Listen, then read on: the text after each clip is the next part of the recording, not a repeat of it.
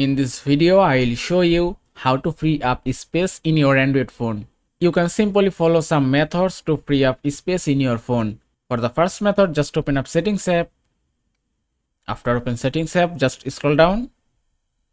Then go to Device Care option and then go to Memory.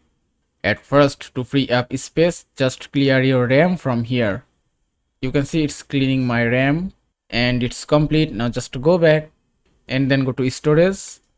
Now from here, to free up space or storage, you have to delete duplicate files, large file.